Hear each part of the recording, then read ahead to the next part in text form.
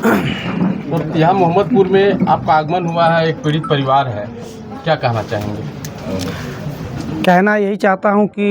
ये खबर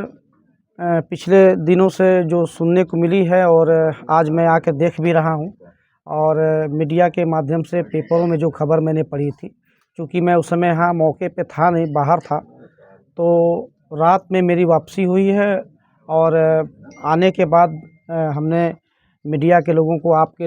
लोगों को, गांव के लोगों को मैंने ये सूचित किया कि मैं उस परिवार की मदद करने के लिए आना चाहता हूं। मैं धन्यवाद देना चाहता हूं गांव के तमाम वरिष्ठ लोगों को। यहाँ प्रधान जी भी इस गांव के उपस्थित हैं और प्रधान जी के साथ साथ बहुत सारे ऐसे लोग यहाँ पे हैं जिनके सामने मेरा बचपना बीता हुआ है। तो मैं गांव के लोगों को सूचना दिया और सूचना देने के बाद मैंने कहा कि मैं उस गांव में घर पे आना चाहता हूं। जो मुझे सूचना मिली है कि जो व्यक्ति पानी में डूबने से उनकी मृत्यु हो गई, क्योंकि वो अपने घर के इकलौते कमाने और खिलाने वाले थे, मेहनत मजदूरी कर के अपने परिवार का भरण पोषण करते थे। 3-3 बच्चियाँ छोटी-छोटी, जो मैंने सुना था वो आज अपने सामने मैं देख भी रहा हूँ कि एक बच्ची 7-8 या 9 साल की है, उसके बाद उससे दोनों छोटी हैं। उसके बाद उनकी पत्नी और परिवार की भी स्थिति जैसा कि लोगों ने बताया, तो उसको देख करके मुझे लगा कि मुझे पहुंचना चाहिए और मैं यहाँ पे आया हूँ अपनी मानव शिक्षा सेवा संस्थान के सौजन्य से। और बहुत बहुत मैं धन्यवाद गांव के लोगों को देना चाहता हूँ, जिन लोगों का स्नेह और सहयोग मिला कि मैं यहाँ तक आने का मुझे सौभाग्य प्राप्त हुआ। और आने के बाद पीड़ित परिवार को 20,000 रुपये का चेक मैंने मानव शिक्षा सेवा संस्थान के सौजन्य से, उसका प्रबंधक होने के हैसियत से मैंने देने का काम किया और आगे भी हम इस परिवार की मदद करते रहेंगे। अलग अलग रूपों में जैसे भी रहेगा हम मदद करते रहेंगे। एक सवाल शिखर जी आपसे, जीवन बहुत बड़ा होता है, छोटे छोटे बच्चे हैं, जीवन लंबा है, संस्थान की तरफ से या सरकार की तरफ से, चाहे अन्य जो सामाजिक संस्थाएं हैं, वो आगे आके क्या करना चाहिए?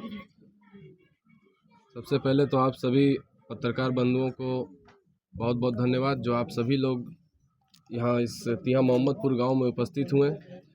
आपके चैनल के माध्यम से मैं क्षेत्र के सभी लोगों को ये सूचित करना चाहता हूँ। सबसे पहले अपना परिचय देते हुए, मैं विश्व हिंदू रक्षा परिषद का प्रदेश अध्यक्ष श्री शिखर गुप्ता। आपके चैनल के माध्यम से मैं लोगों को बताना चाहता हूँ कि आज जो हम लोग यहाँ मोहम्मदपुर गांव में पहुँचे हैं, जो हमें सूचना मिला कि पानी में डूबने की वजह से उनकी मृत्यु हो गई और परिवार की स्थिति सही नहीं है, छोटे छोटे बच्चे हैं और कमाने वाला कोई नहीं है। जब हमें ये सूचना मिली गांव के प्रधान जी द्वारा एवं हमारे अन्य सभी सहयोगियों द्वारा, तो हम लोग संस्था के सभी कर्मचारियों को लेकर के, अपने सभी साथियों को लेकर के इस गांव में उपस्थित हुए और संस्था द्वारा, जैसा कि मेरे पिता श्री आलोक कुमार गुप्ता जी ने बताया कि 20,000 रुपये का चेक संस्था द्वारा दे करके उनका सहयोग किया गया है। तो ये सिर्फ 20,000 वाली बात नहीं है, बात यह है कि आज से ये परिवार एक हमारे संस्था का परिवार है,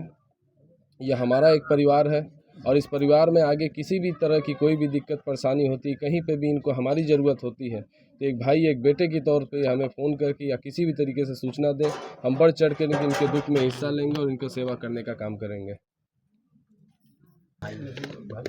आलोक जी, ऐसे कई पीड़ित परिवार हैं और कुछ परिवारजन में आप पहुँचे हुए, जैसे नज़दीकी मामला रहा कुराव का, वैसे इसी प्रकार से यहाँ भी पीड़ित परिवार है। क्या इनके ब्रह्मभोज में कुछ सहयोग मिलेगा आपकी संस्था के द्वारा? ब्रह्मभोज में सहयोग के लिए तो 20,000 रुपया का चेक मैंने दिया जी। और आपने बिल्कुल सही प्रश्न कर लिया है यहाँ पे कि कुराव के पीड़ित परिवार के लिए भी जो सहयोग हुआ था, तो मैं आप सभी लोगों को ये बताना चाहता हूँ कि उस परिवार में सहयोग ही मैंने नहीं किया था, बल्कि उस परिवार के लोगों को, उन छोटे छोटे बच्चों को, जो 5 बच्चे हैं उस परिवार में, मैंने कहा था कि उनके लिखाई पढ़ाई, रहने की व्यवस्था, खाने की व्यवस्था, लिखाई पढ़ाई से लेकर के शादी विवाह तक की व्यवस्था हम करेंगे, अगर उस गांव के लोग और उनके घर के लोग अगर चाहें तो चूँकि शुरुआती दौर में जो सहयोग था वो तो मैंने उस परिवार को पहुंचाया था, लेकिन उसके बाद उस परिवार के तरफ से कोई आगे नहीं बढ़ा और ना तो उस गांव के लोग कोई उस मुहिम में आगे बढ़ें कि हम उन परिवार के उन बच्चों की सेवा कर सकें। लेकिन ठीक उसी तर्ज पे मैं आज फिर यही बात इस परिवार को भी कह के जाना चाहता हूं कि आज से लेकर के और इसके बाद जब भी इस गांव के लोग, इस परिवार के लोग या वो बहन जो आज विधवा हो चुकी हैं, ये बच्चे जो आज अनाथ हो चुके हैं, पिता का साया इनके सर से हट चुका है। तो मैं गांव के और गांव के तमाम जितने भी लोग यहाँ पे हैं, आपके चैनल के माध्यम से ये संदेश जन जन तक भी मैं पहुंचाना चाहता हूं कि वो परिवार मेरे साथ नहीं आया। हो सकता है कि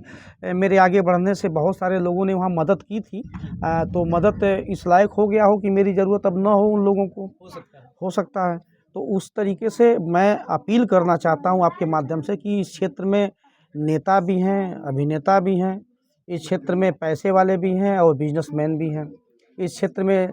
तमाम संगठन के लोग हैं, तमाम संस्थाओं के लोग हैं जो समाज में चल कर के लोगों की सेवा करते हैं, जैसे कुराव में लोगों ने किया, बढ़ चढ़ कर के उस परिवार की मदद की। तो मैं तो आपके चैनल से इतना ही संदेश उन लोगों को देना चाहता हूँ जो लोग कुराव में पहुँचे थे, उन बच्चों की मदद किए थे। उसी तरीके से मैं सभी संगठन के लोगों से, सभी संस्थाओं के लोगों से, सभी दल के लोगों से, ये चूँकि मैं यहाँ आया हूँ तो ऐसा नहीं कि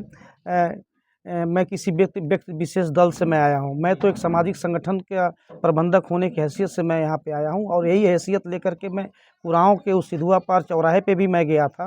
वो अलग बात है कि फिर वहाँ से कोई आगे नहीं बढ़ा। फिर भी मैं आपके चैनल से एक चीज़ स्पष्ट कर देना चाहता हूँ अभी कि अगर इस परिवार के लोग चाहें तो ये जो तीनों आपके छोटे-छोटे बच्चियाँ जो दिखाई दे रही हैं, लोग तो समाज में अगर किसी का बेटा होता है तो लोग आगे बहुत तेज़ बढ़ते हैं कि चलो बेटे को गोद ले लिया जाए या बेटे का हम सहारा बने। बेटियों का सहारा बनने के लिए बहुत कम लोग आगे आते हैं। तो हमारी संगठन मानव सेवा संस्थान और विश्व हिंदू रक्षा परिषद का प्रदेश अध्यक्ष के पिता होने की हैसियत से मैं अभी इस बात को स्पष्ट रूप से कहना चाहता हूँ कि अगर ये परिवार, इस समाज, इस गाँव के लोग अगर चाहेंगे तो इस परिवार को मैं अपने वहाँ जगह भी दूंगा, अपने व्यवस्थाओं में बराबर का हक भी दूंगा और ये बच्चे जब तक बड़े नहीं हो जाएंगे तब तक इनके रहने की व्यवस्था, खाने की व्यवस्था, पढ़ाई